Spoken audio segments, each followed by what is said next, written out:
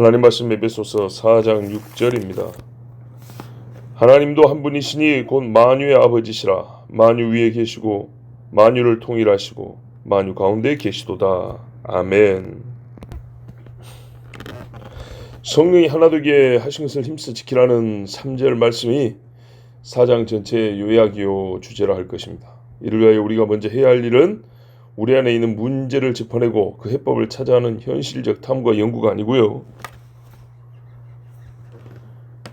모든 사도의 서신에서 보듯이 삼위일체 하나님을 아는 지식이 먼저요. 이 지식의 충만함으로부터 하나됨, 연합은 시작하고 완성된다는 것을 아는 것이 중요합니다.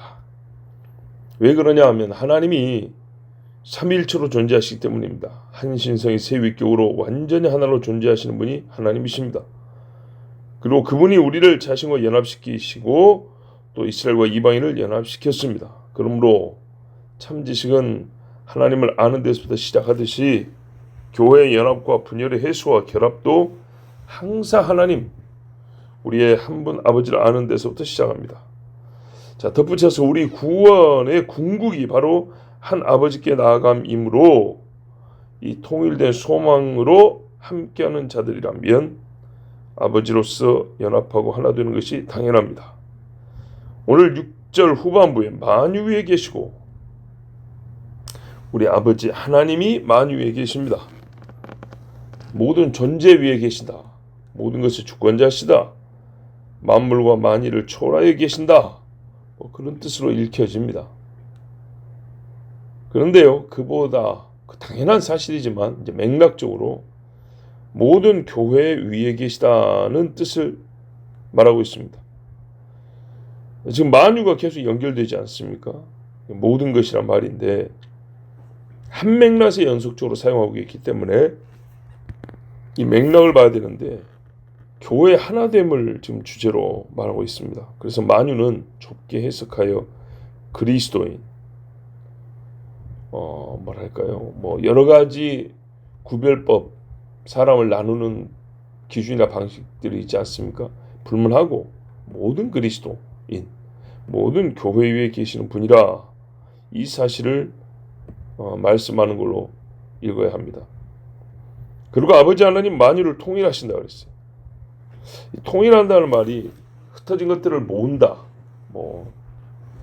각기 따로 있는 것들을 묶어서 결합시킨다, 그런 의미라기보다는 모든 것을 관통하여 활동하신다 하는 겁니다. 그러니까 모든 것을 하나님이 관통하여, 거기도 하나님이 간섭하고 여기도 하나님이 계시고 그런 거예요. 그러니까는 각기 연합할 뜻도 없고 불가능한 그것들을 강제로 모아가지고 한 대에 모아놨다, 이런 말이 아니고요. 하나님의 영이 활동을 하신다는 거예요. 예, 모든 것 가운데서 하나님의 영이 활동을 해서 그 모든 것 속에 일어나는 일이 한 방향성, 한 목적성을 가지게 하여 통일시킨다는 거예요. 예, 무슨 뜻인지 아시겠죠? 하나님께서 모든 사물, 사건, 인물, 이것들을 하나도 하나님의 주권 밖에서 일어나게 하지 아니하시고 그것들을 하나님이 사용하셔서 하나님의 한 뜻을 성취하신다는 거예요. 지금 교회의 하나됨을 얘기하고 있다, 그 말이죠. 그랬다 했죠. 그러니까 교회와 관련된 모든 일에 간섭하시고 역사하셔서 하나님의 뜻 안에서 교회가 존재하고 일하고 또 보존된다. 옛날 번역 보면요, 그분은 모든 것 위에 계시며, 자, 만유 위에 계시고 같죠. 근데 뒷부분이 달라요. 만유를 통일하시고 우리가 만유 가운데 계시도다 아니고 모든 것을 통하여 너희 모두 안에 계시느니라, 이렇게 번역했어요. 그러니까요, 통하여 모든 것들 가운데 하나님이 관통하여 역사하고 활동하심으로, 그렇게 해서 어떻게 했다고요? 우리 교회 가운데 하나님이 관계된 모든 일 하나님의 활동하심으로 결국 하나님은 우리 중에 계시는구나, 교회 안에 계시는구나, 그런 말입니다. 성전이 옛날에 하나님의 집이라고 그랬어요. 성전이 지어질 때 한번 봐보세요. 성전과 상관없게 보이는 일부터 시작합니다. 하나님의 관통을 하십니다. 하나님이 다윗을 왕으로 세우고 사울을 패하십니다. 다윗이 전쟁 이기합니다. 그때는 성전과 무슨 상관인지 몰랐죠. 그러나 성전을 지을 재료와 자금이 모이게 합니다. 그때는 성전을 얼마나 크게 지어야 될지 어떤 모양으로 지어야 할지도 몰랐어요. 근데 막상 하나님의 설계도를 받고 보니 이건 어마어마한 공사였어요. 이를 위하여 하나님 또 솔로몬을 준비하셨어요. 자, 더 이상 말하지 않아도 알겠죠. 즉 너희 모두 안에 계시느니라. 만유 가운데 계시도다. 임마누엘을 생각하면 쉽습니다. 우리 에베소 2장에도 보면 19절에서 22절 한번 봐보세요. 뭐라고 되어 있어요? 그러므로 이제부터 너희는 외인도 아니요 나그네도 아니요 오직 성도들과 동일한 시민이요 하나님의 권속이라. 그러면서 20절에 예수님이 모퉁이 돌 되셔서 이제 건물을 지어가는데 주 안에서 성전이 되어가고 성령 안에서 하나님이 거하실 처소가 되기 위하여 그리스도 예수 안에서 함께 지어져 가느니라. 예. 요한복음 17장에 보면 대제사장 기도가 있지 않습니까? 예수님이 하신 기도에 보면 하나님과 아들 예수님과 연합과 교제, 그와 같이 예수님의 제자들도 그 교제 안에 들어가고 내가 너희 안에 너희가 우리 안에 이런 말씀 있지 않습니까? 너희 모두 안에 계시느니라. 이분이 우리 아버지세요. 그런데 어떤 사람들, 사실 생각보다 많은 사람들이 이 본문을 가지고 이른바 만유구원론의 근거로 제시하고 있습니다. 참 통탄할 일인데요. 모든 것 위에 계신 하나님께서 모든 것을 통일하시니 구원에서 배제되거나 하나님의 산에서 떨어지는 것은 있을 수 없다. 그런 논리입니다. 그래서 하나님께서 만유 안에 계시니까 어떤 피조물이 하나님과 분리될 수 있느냐? 그렇게 묻습니다. 그래서 마귀도 구원받고 예수 안 믿는 사람, 히틀러 같은 사람, 온갖 부정하고 더러운 일을 사람도 마음대로 죽였던 그런 인간들도 다 구원받는다. 그런 주장의 근거로 본문을 쓰기도 합니다. 그래서 앞서 이 말씀에 만유가 모든 사람이 아니고 교회다 라고 이렇게 좀 좁혀서 읽을 필요가 있다는 겁니다. 또 번역이와 오류를 잡은 이유가 거기에 있습니다. 모든 것을 통하여 너희 모두 안에 계시느니라. 너희 모두. 교회입니다. 교회. 그 에베소서 4장 7절에 보세요. 우리 각 사람에게 그리스도의 선물의 분량대로 은혜를 주셨으니 우리 각 사람 성도죠. 또 6절 앞에도 보세요. 이거 다 교회에 관한 이야기잖아요. 그렇죠? 너희가 누구예요? 너희가 4절에. 자, 끝으로 아버지 그러고 있어요. 참 중요한 사실인데 아버지를 지금 얘기하고 있다는 것을 주목할 필요가 있습니다. 당연한 거 아니냐? 당연하죠. 자, 우리 구원이 그리스도를 통하여 아버지 하나님께 나가는 것입니다. 맞죠? 자, 이 아버지를 부르는 것이 얼마나 중요한가? 간단히 한번 정리해 봅시다. 에덴에서 깨진 관계는 누구와 누구의 관계입니까? 자, 그러면 사람이 회복해야 될 관계, 돌아가야 될 곳, 누구죠? 그래요. 아버지 하나님 성부입니다. 에베소서하고 다른 서신서들도 읽어보면 우리가 의외의 사실을 발견할 수 있는데 그리스도를 통하여 구원을 얻었으나 구원의 전체 경륜에 관하여 들을 진리의 말씀은 성부 하나님에 관한 것이 분량이 제일 많습니다. 예. 그러니까 우리가 예수님의 공로로 구원을 받았다. 다 믿는 바고 이게 사실인데 예수님 이야기가 제일 많아야 되겠죠. 물론 복음서는 그렇습니다. 서신서에 이제 복음서는 예수님이 이 땅에 오셔서 하신 일을 주로 기록했으니까 그렇지만 구원의 전체 경륜에 있어서 그 역사와 하나님의 구속사 전체에 있어서 삼위 하나님 중에 성부 하나님에 관한 계시의 말씀이 서신서에 보면 최고 분량, 최대 분량을 차지한다는 것을 알 수 있습니다. 우리 에베소서만 봐도 그렇지 않습니까? 지금 바로 앞에 4절에서 6절 보세요. 자, 뭐라고 되어 있어요? 4절.